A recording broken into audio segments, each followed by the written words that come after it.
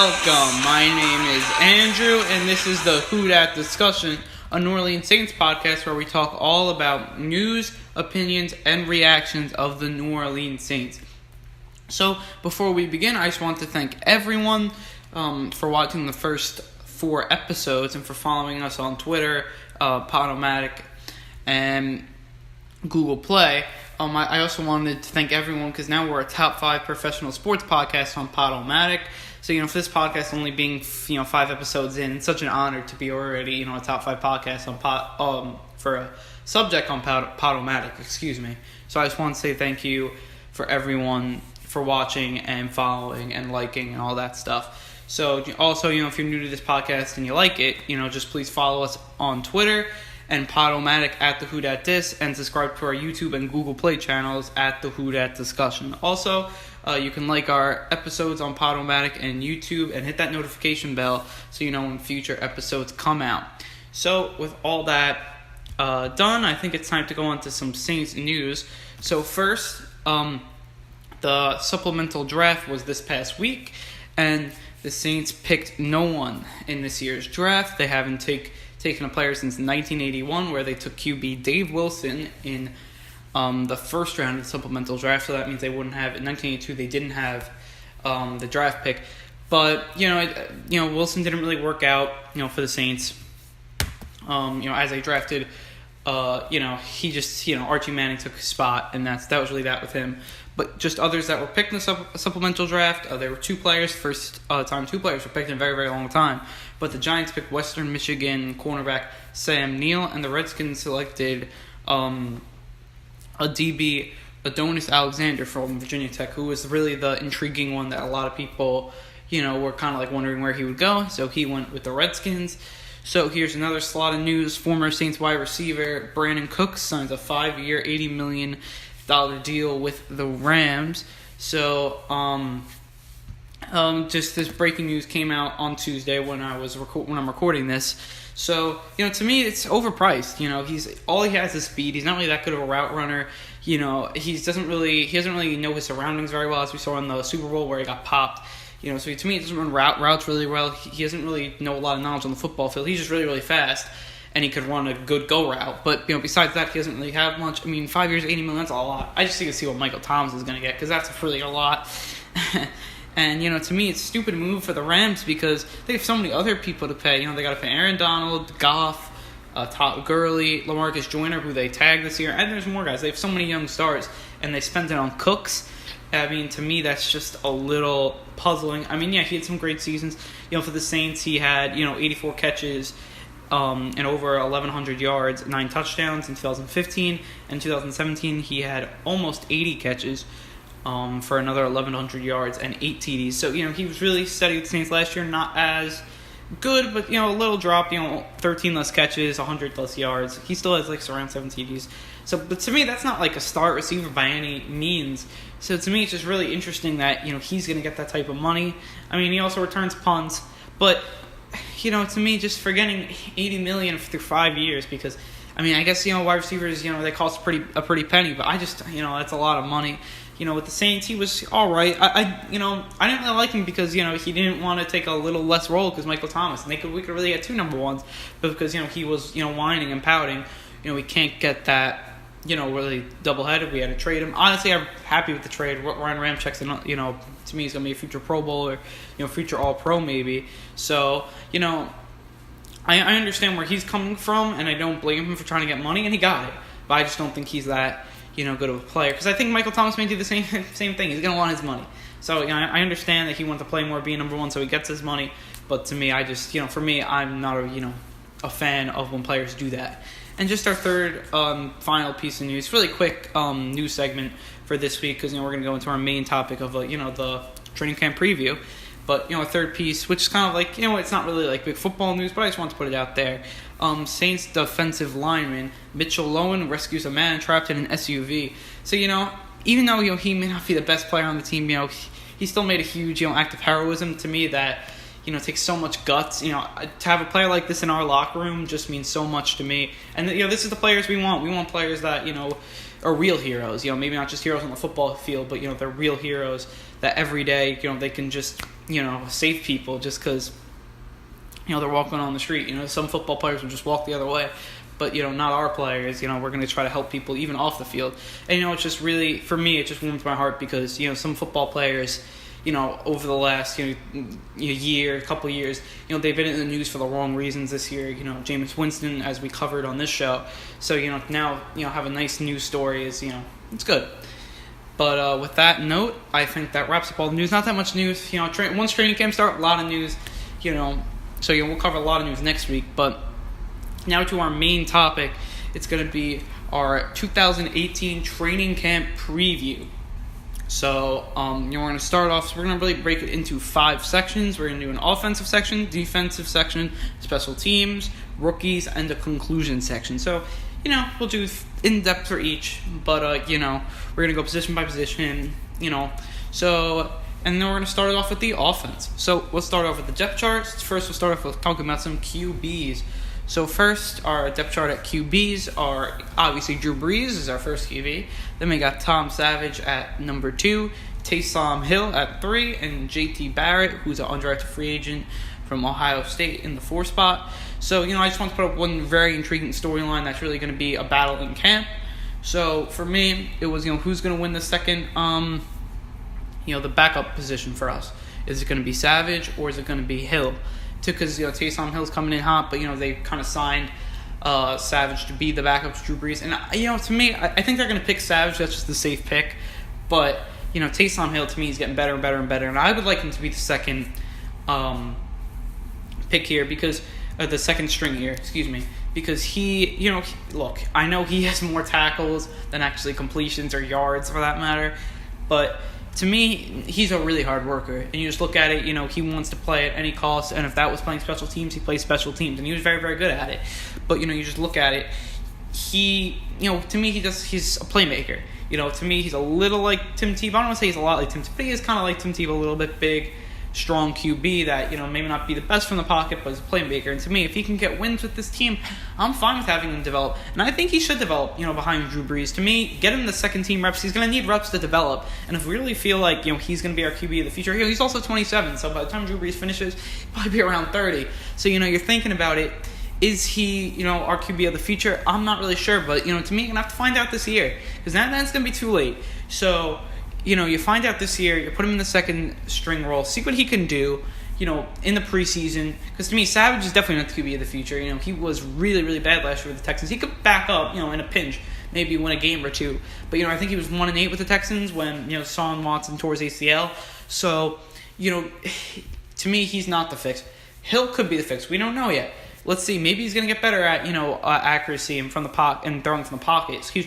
But to me, he's a playmaker, and to me, he can get wins. I was always a huge component of Tim Tebow. I like Tim Tebow. To me, he get wins. He's a shot caller. He's a playmaker.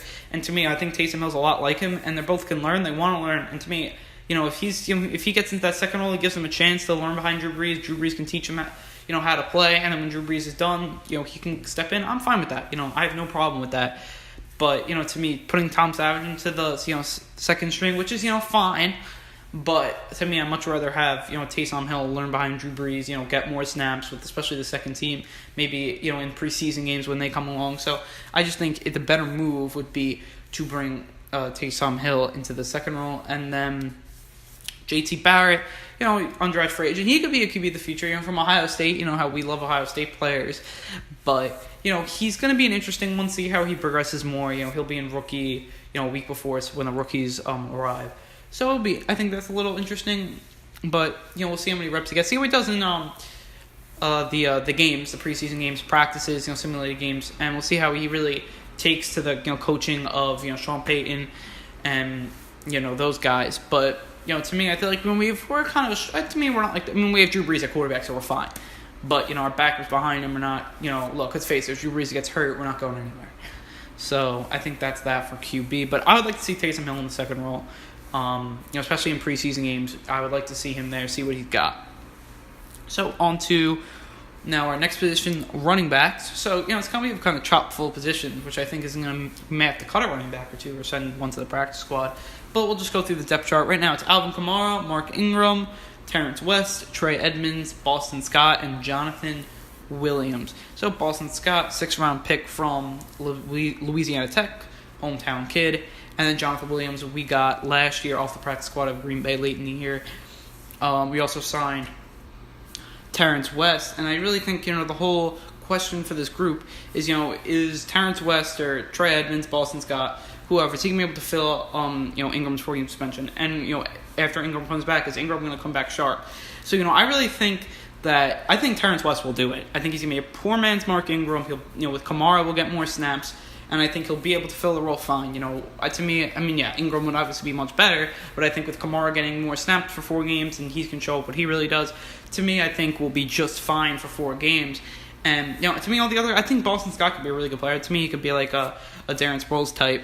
And, the other two are good runners that, they're hard runners. And, they always look like they have something to prove, even the preseason. And Jonathan Williams, the preseason was great with the Packers. And, to me, I think Ingram's going to come back, very motivated because it's in a contract year. If it wasn't a contract year, I wouldn't say he'd come back that motivated. But he is in a contract year, and I really think that's going to be a big, point that he wants to really hit the season, that I'm fine after the suspension. Taking the drugs was a very big mistake, and I'll never do it again. And, he's going to show that, he's just as good, with having them or without having them. He's got to show that, and I think he will. Because to me, I don't think the drugs really affected him, the performance-enhancing drugs. But, he's got to show that he's, just as good. Because, look, if I was a team and his, best year was, with PEDs or with suspected PEDs, look, he denies taking them, but, he got tested positive for them. But, if I'm another team, I'm very skeptical right now. But, if he has a great 12 games, maybe he gets 750 yards maybe, and maybe 5 to 8 touchdowns, and I really think that he can be pretty good because if he does that, and if he just like he was last year with Kamara, teams are gonna want that, and if we re-sign him or don't re-sign him, teams are definitely gonna want him, and they're gonna want a running back like him, even though he's older. Because when you look at the beginning of his career, he didn't always share the role his whole career, but he had not as much volume at the beginning of his career. But I really think this running back crew is going to be just as good as it was last year. And I really think it's going to be really good. It could be better also. And to me, I think Kamara will be better. But I think Ingram, only playing 12 games, I think will kind of even itself out, so we're just as good. But, that's just what I think about the running back position. So on to the next position. That's going to be wide receiver. So our depth chart is at the number 1, Mike Thomas. At the 2 on the outside, Ted Ginn. In the slot, Cameron Meredith, who we got from the Bears, and we signed him from free agency. Then our 4th receiver is going to be Traquan Smith, who's a rookie from UCF,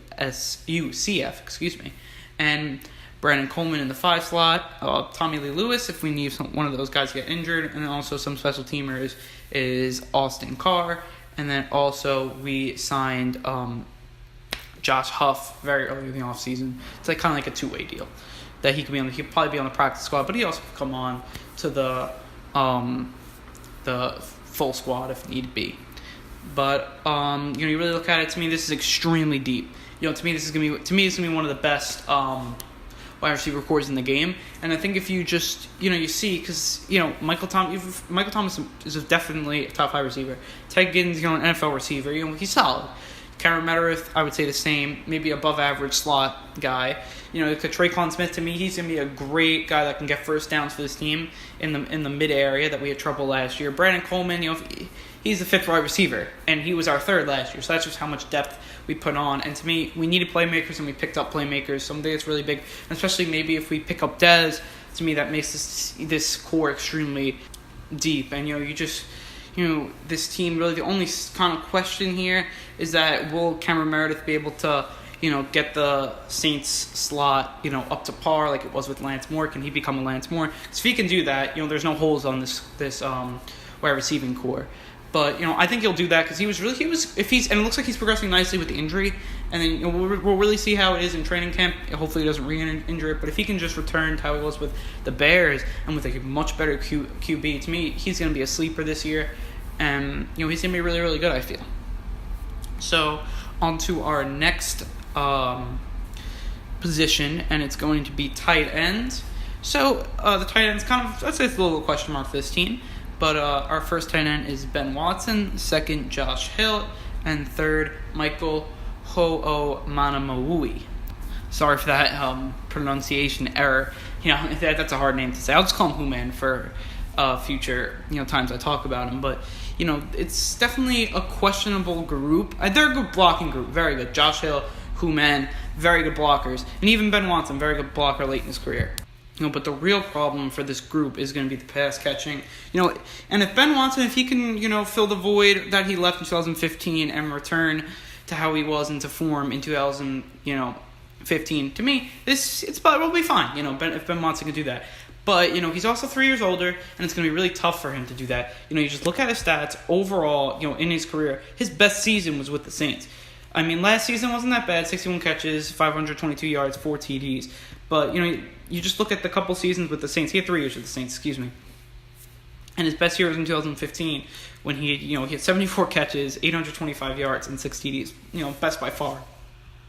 He had never had six TDs in his career before that, and he never had more than 4 in a long time and then when he was on the Patriots. So that was 5 years before he was even on the Saints. He's had a long career, but you just look at it. If he can return to that 2015 form, to me he'll be really good. 2016 he missed a full year because of an injury, and 2017 came back. I mean, not the same, probably a little worse, but it's also because with a little worse QB. But if he can just be as good as he was in 2015, 2014, to me, I'm fine with that. He's going to be a good player. But, this is definitely... I mean, you just look at Coby Fleener. Obviously, wasn't the right tight end for us. And I thought he was going to be really good. He ended up not being very good. And that happens sometimes. But, what can you do? I think Ben Watson, if he could just return to how he was in 2015, will be really good in that position. And, so now we're going to our next position. That's going to be offensive line. So this is from left to right, left tackle all the way to right tackle. And it's going to be... And this is our starting lineup there. And it's going to be Terron Armstead, Andrus Peat, Max Unger at the center position. Then at right guard we have Larry Walford, who was a Pro Bowler last year, and then at right tackle we have Ryan Ramczyk, who we got in 2017 from the draft. He was just great last year. I think as a lot of people know. But to me, the real thing here is who will replace Daniel Calamente. Because he was a huge guy last year that just plugged all spots, plug and play, and that was really big for our offensive line. Because, we do have some injury-prone players there. And to me, I think Jamar Bushrod could be that this year. We signed him to basically be that. He's a veteran guy that could play a lot of positions on the line. And I really think he could do that. To me, he can definitely play guard. And, if he can do that well, and even if he plays... and even if he plays well there, to me, that's fine. Because I think our tackles, Armstead is definitely injury-prone. And I really feel like, we probably should have got, another tackle there. But... what can you do? I think Bushrod can definitely fill into a lot of places well, and I think he could take Calamente's spot, because then we could also have Pete move over to left tackle and then plug Bushrod in just like we did with Calamente. So if we do that, I think we'll be fine. And I really think Bushrod can do what Calamente did. I mean, Calamente wasn't great. He was just good, and he could play a lot of positions. That's why he was really big for this team. And I really think Bushrod could do the same. And to me, he was good with the Dolphins. When the Dolphins had a healthy line, they were really, really good. It's just they were never healthy together. But when they were healthy together, they played really, really good. So, to me, you look at that and you're saying he was a part of that line. He started. So, to me, that's, he's going to be a really good player. So, I think that does it for our offense. Who, to me, I just don't think we're going to have many holes. We are a really good team. On the offense, and I really just, it's probably going to be a top 3 offense like it is every year with Drew Brees.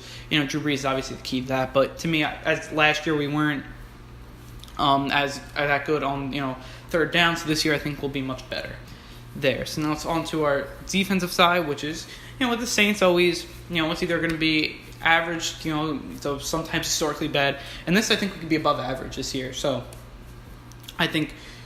just like last year, I think we could be better than last year. We made a lot of upgrades from last year, and hopefully we can all mesh. But it wasn't like players that huge stars. They were just players that are very, very solid, that can plug in, play very well for us, and that can do their job. And I think with these guys, it's going to make our defense much better. So we'll just start with the defensive line. So we have a defensive end. Cameron Jordan, the captain of the defense. Then at defensive tackle, we have Sheldon Rankins, who's a first-round pick from a couple years back. Then we have Tyler Davidson and David Onyemata, who kind of shift in and out at the other defensive tackle position. And then on the end, we're going to have Alex Okafor and first-rounder Marcus Davenport kind of switch in and out. To me, Davenport's going to be a lot of the third down, pin him back and rush the passer, and Okafor kind of be the first and second down guys because he's more of a veteran-type player. And then also some backups. George Johnson will probably back up Cameron Jordan, and Trey Hendrickson from last year's draft will probably do the same. And, the big storyline here is, can Okafor and Davenport, be a steady pass rush opposite Cam Jordan? And to me, that's a big yes. I really am high on both of these guys. Number one, Okafor was great before he got hurt. He did a lot of good things. I think he had 5 sacks. So he would have ended around 8 sacks anyways. And, you look at Davenport, who to me, I think he's, if he has enough opportunities to play, he can definitely have 8 sacks. To me, there's no reason why he can't with his skill set. He's... I would like to see him get better, obviously, and he will get better. But, I feel like with Ryan Nielsen, we'll make him develop more. And I'm just really, really happy with these two guys opposite Cam Jordan. To me, they're going to do a really, really good job and make this defensive line money. Against the run, to me, we're all much better. And I think that has something to do with Rankins getting better, really being a run stopper, and same with Onyemata and Davidson as they become better tackles.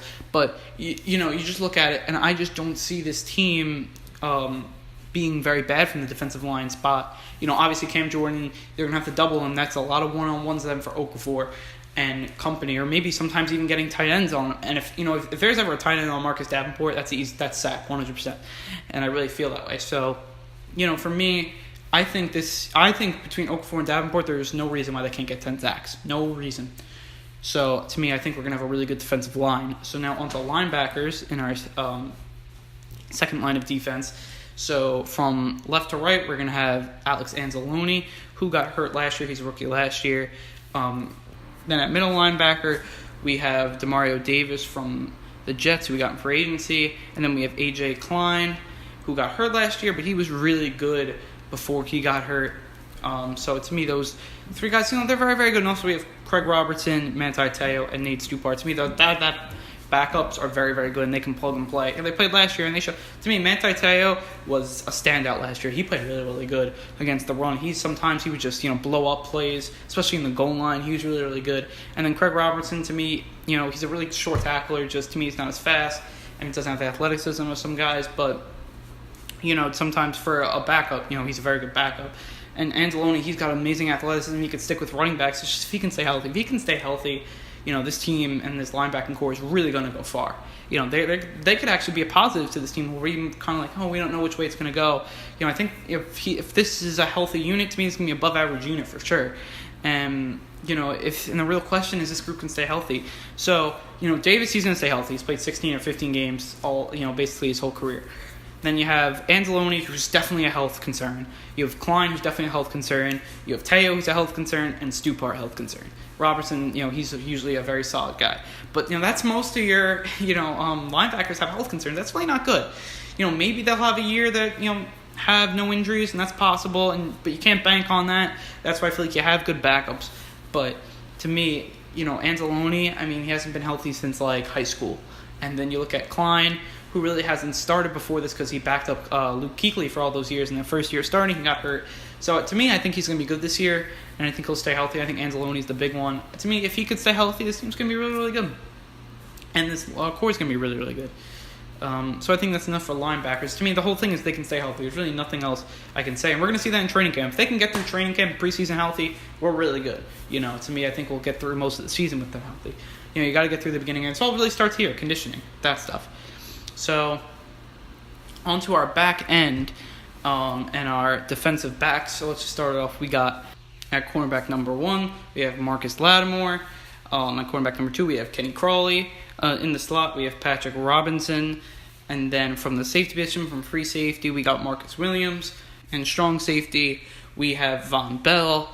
And then also in the free safety position, kind of like a nickel guy, it's going to be Kurt Coleman, who we got from the Panthers early in free agency. And then to back up, we have Natrell Jamerson, Chris Banjo, and Cameron Moore. So to me, the whole storyline for this group is this: can they really repeat last year's production? And basically, this is the first time the Saints cornerbacks have been good in a very, very long time.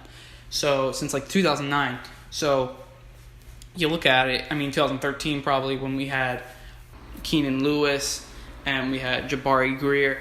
But, really since then we haven't had much. And now last year we came up with Lattimore, who's, a steal at number 11. Crawley was really coming into himself, into his own there. And then, now we got Patrick Robinson, who to me is a really, really good slot corner.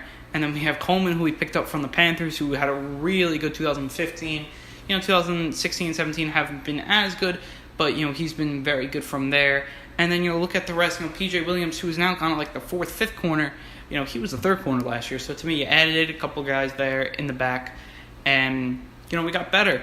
So, and to me, these young guys, if the coaching, is good like it was last year, and it just keeps these guys sharp, gives them more to their game so they don't have these sophomore slumps and, slumps, in their careers, so on. This is going to, be a really good group, and you just see that, you have Lattimore, who's probably going to be better than he was last year. He wants to win Defensive Player of the Year. Crawley, to me, if he can step up to be, above average starter, or, maybe even close to number 1 starter, because I think he has the skills to do that. Maybe not number 1, but a great number 2. Really, to me, he's a good number 2, average, solid, but, not the best. To me, if he can become a really good number 2 this year, if he keeps on progressing, and, it's really his 3rd year is where you become, your best into your prime of your career, and then, Coleman's on the back of his career, but to me, he's going to be, he's just got to be a veteran leadership for this team. Von Bell, to me, he's coming into that 3rd year. This is really make or break for him, too.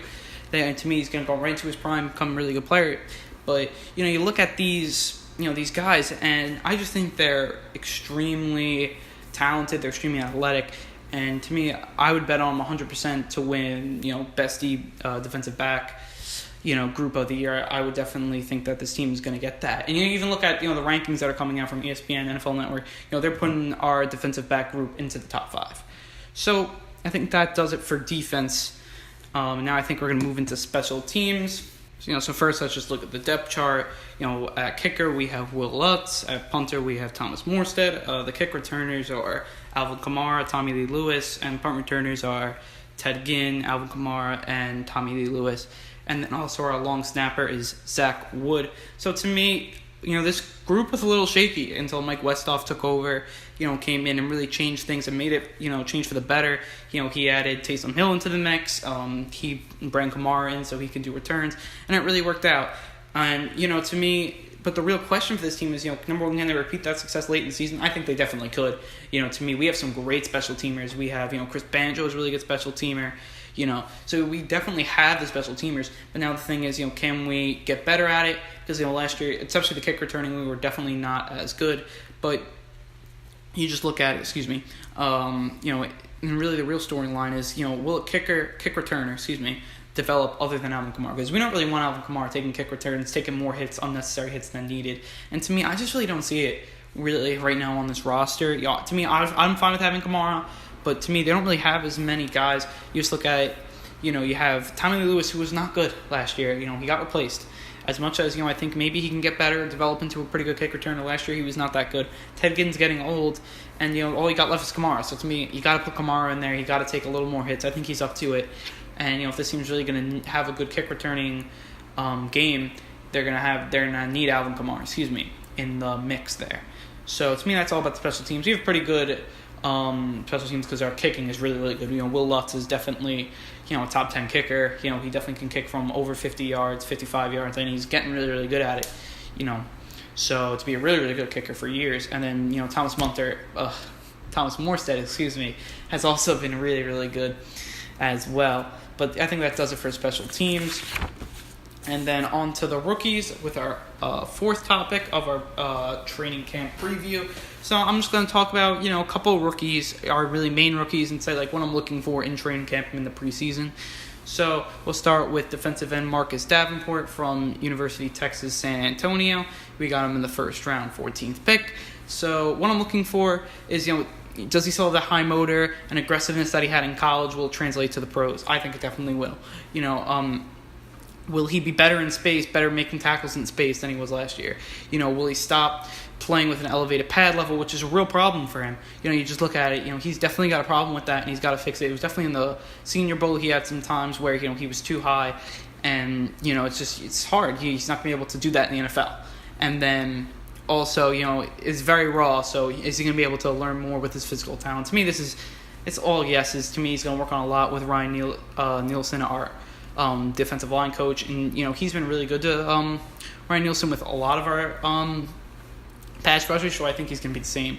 And to me, he's going to make Davenport into a really good pass rusher year one. Maybe I could see 5 to 10 sacks. I think an 8 sacks is going to, for my projection for him, but I can see him getting from 5 to 10, and I'd be happy with it. And especially if Okafor can put another 5 to 10, you got a really good pass rushing team right there. And then, so I think that's all Davenport. He's very, very raw, so I think we're just looking to learn more about the game, learn more about the art of pass rushing, learning more moves, not just learning, to just run over people. He's going to learn finesse moves, bend the edge, and I think he's going to be really, really good.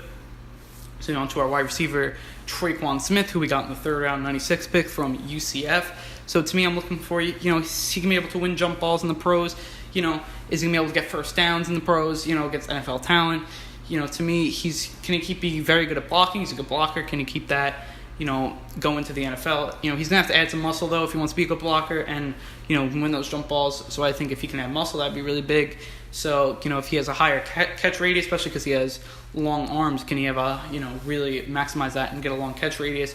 And also, obviously syncing up with Drew Brees and the whole offense, so he can become better and really a part of this offense. And then our fourth round pick, Rick Leonard, all lineman from Florida State.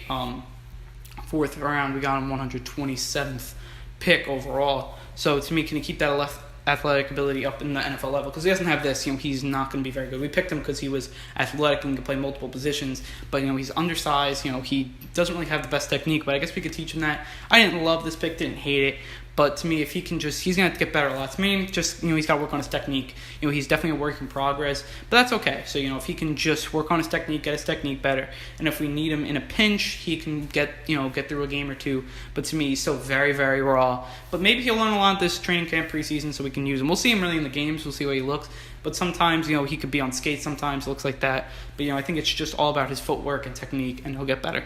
Because he's definitely got the athletic ability to be really good.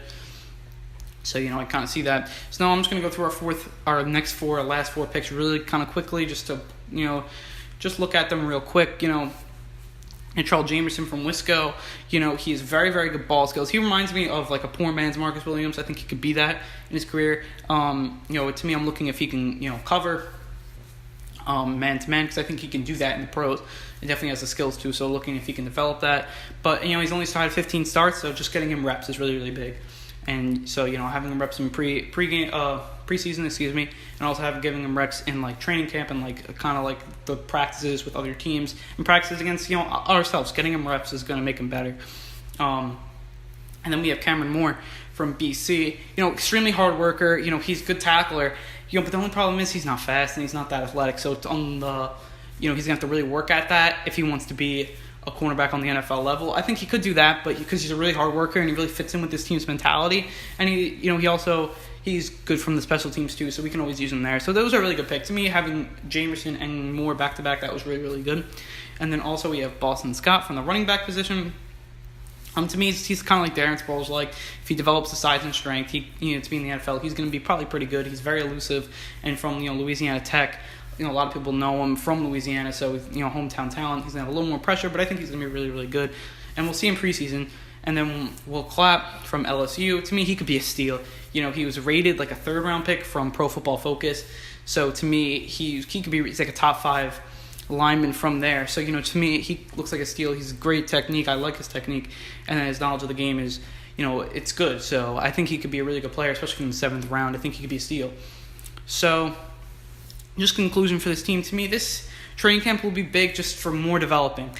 Can we get, our, rookies, second-year players, third-year players to where we need them to be like last year to really build on 11-5 and become better, not become worse in sophomore slumps. That's really big, and we got to make our culture here really for the coaches really big for learning more techniques and using different schemes from last year so it could really make these young players in a position to succeed. And I think we really can do that. We have a really smart coaching staff, and I really think this is going to be a great training camp. It's going to be a start to a great year, and I just can't wait. It's finally here. Can't wait, for next week when, pads come on and, we start to play. So I think that's from our training camp preview. Now let's answer some Who Dat Nation questions. So, our first question comes from Zoe D109 on Twitter, and she asked, after the passing of Mr. Tom Benson, the Saints honored him by leaving an empty seat in the draft room, and I would think that they would honor him more. In what additional ways do you think they will honor him? So I think this is an interesting question. As Mr. Benson, our owner, keeping us in New Orleans, we'll have to honor him, and I really think we should, because he was a great owner for this team. Brought us to Super Bowl, and hopefully built a team so we could win another one. So to me, I think the obvious one would be a patch on the jersey, patch on the helmet. I think we can get that. To me, it should say like Mr. Tom, and that would be a really cool callback to him. And I think we'll probably do that, right, on like the right shoulder, left shoulder. I think we could definitely do that on the helmet, back of the helmet. But I think it should be more than back of the helmet. Probably, I think the jersey too would be really, really good. And then also on the field, I think there should be like on the 25-yard line. There's usually like, there's like the NFL kickoff or the NFL playoffs logo. And I think this year we should have just, Mr. Tom, logo there, just to say that, commemorate him and just, always be on the field, and always the players should, think about him, because I remember him always in the box with like the umbrella, the Saints umbrella, and to watch him in the box was always heartwarming for me to always know that our owner was there and watching the games just like the rest of the fans. So on to our next question. This is from Dongoer9 on Podomatic, and he asked, what % do you think we have at signing Dez Bryant, and do you think it would be the right move for the team? So, what I really feel like about Dez Bryant, and we talked a lot about Dez Bryant in the past couple episodes, but, to me it's a really big topic. So to me it's like 60%. But, to me we're going to really find out more once training camp starts, as, we see our depth and see if we need more depth. And to me it's like a touch and see kind of thing. If we want, Dez, and we need him because of a little depth, maybe a little injury, to one of our wide receivers, bring him on, because to me, you're going to bet against talent and fit, and I think we have that for Dez Bryant. And to me, even if we don't have injuries, I really think we should sign him. As much as Saints fans say, I don't see the room. To me, I really can't bet against talent and fit. Just to imagine what Drew Brees can do with Dez Bryant, and what Sean Payton really could draw up. If we have Dez Bryant and Michael Thomas, to me the possibilities are endless. And you're saying we can't get rid of one wide receiver like a Brandon Coleman.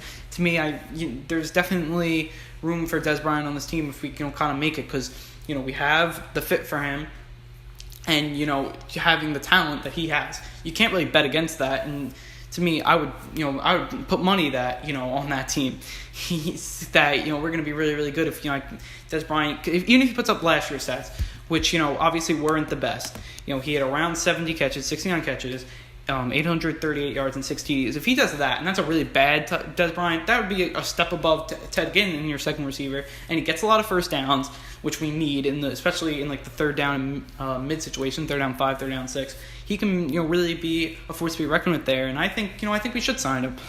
As much as I'm kind of like back and forth on it, I really think he could be a huge weapon for this team and bring this offense to the best offense. Not even like one of the best, top 3. I think it could be the best if we had Dez Bryant. And to me, I don't think it's going to take that much. If we have $4 million cap, I don't think it'll be $4 million. I think it'll probably be 2 or 3 1 year, because he wants to bet on himself. Because there's a possibility he doesn't play this year. So, he's got to bet on himself at this point with a 1-year deal. So might as well be at the Saints. Give him some guaranteed. So, also, we had one more question from Saints Fan 9, and it was about training camp. It said, how much weight do you put in on how the players perform in practices and camp? So, we had a couple responses from this from Bobby R2613 on Twitter, and I'll just say what he says, because to me that was a really good response. And he said, tons. I watch how competitive they are on one-on-one matchups and how well they make adjustments, responses to teammates and coaches, certainly consistent overall effort. And to me, this team definitely showed it last year. And, I just added on to that the building blocks of a team start in training camp. You set your tone, you set your identity to the team in camp. And also when coaches really get a feel for their players and start putting schemes together for the upcoming season, that just gets me really excited. Coaches, they're going to put a lot of stock into training camp, maybe sometimes even more than preseason games, as Bobby R2613 said on Twitter. But this team, in training camp, they just look like they're ready to win. They're hungry to win this Super Bowl. To me, they just look that way, and you could just see that they're looking to prove something. And to me, this team is going to go a really, really long way. And I really feel that, we could be one of the best teams in football this year. To me, I think we could be better than 11-5. To me, I think we could take that step higher. And I really feel that way. So, because if you really take out, the first 2 games because we didn't play well, you look at it and we're 11-3. So, if we're 11-3, maybe get 12-4, 13-3, that's a really, really good season. So now I think it's time to wrap up this podcast. I just want to say thanks to Zoe D109, Domegoer9, and Saints Fan 9. I also want to say thank you to Bobby Rose at BobbyR2613 on Twitter for answering the question of Saints Fan 9 with me. And he has a great podcast over at the Bayou Blitz. Just want to give him a shout out because he does some great stuff there as well. And just if you ever want to ask a question, you could do that you could send us a question, at thewhodatdis@gmail.com, and you could tweet us at thewhodatdis. So, or you can also leave a comment on YouTube and Podomatic. Just put those ways out there to ask a question. So, just to end this podcast, I want to say if you enjoy this podcast, please follow us on Twitter at thewhodatdis and Podomatic at thewhodatdiscussion. And on YouTube, we are the Who Dat Discussion. So also on YouTube, please subscribe to our channel, like our videos, and hit that notification icon so you can get updated on future Who Dat Discussion videos. Also on Google Play, please subscribe to us there if you like Google Play, like listening there. I know people like Google Play and iTunes. We're still working on getting to iTunes. We should get it by next week's video, maybe the video after. And, I just want to say, if you like this podcast, please share it with, family, friends, coworkers, anything. We're still a very young podcast. I'm just really happy where this podcast has went the, first 5 episodes now, and just I've really had fun, getting to training camp, getting discussions with fans, making these episodes, and, really becoming a real part of the Who Dat Nation. Being from New York, I really didn't get to, discuss Saints football with a lot of fans before. Now I get to discuss, Saints football a lot with fans, from New Orleans, from anywhere, because I would talk to Saints fans anywhere, and just it's really cool to be able to do that. So, also, I just want to say some housekeeping news for next week. I'm going on vacation next week just for a couple of days, and I'm coming back Thursday, so the episode, instead of, coming out Wednesday, it's going to come out either late Thursday or Friday. I'll work to get that episode out as quickly as possible.